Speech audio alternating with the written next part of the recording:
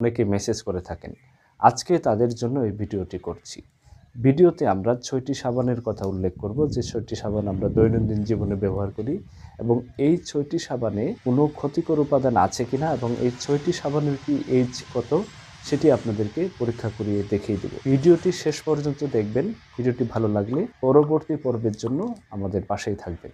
চলুন শুরু করা যাক। পরীক্ষা করতে যে উপকরণগুলো লাগবে তার মধ্যে প্রথম যে সাবানগুলো পরীক্ষা করতে চান সেই সাবানগুলো লাগবে এবং প্রধান যে উপকরণ সেটি হচ্ছে pH পেপার। আমরা pH পেপারটি সংগ্রহ করেছি এবং pH পেপারটি পরীক্ষা করার জন্য লেবু লাগবে। আমরা লেবু নিয়েছি, ডিস্টিল ওয়াটার নিয়েছি। প্রথমে আমরা pH পেপারটি সঠিক আছে কিনা সেটা আমরা পরীক্ষা করব। আমরা জানি যে লেবুতে সাইট্রিক অ্যাসিড থাকে, সবসময় অ্যাসিডের মান 7-এর কম হয়ে থাকে। যদি লেবু pH পেপারে দেওয়ার পরে এই pH পেপারের মান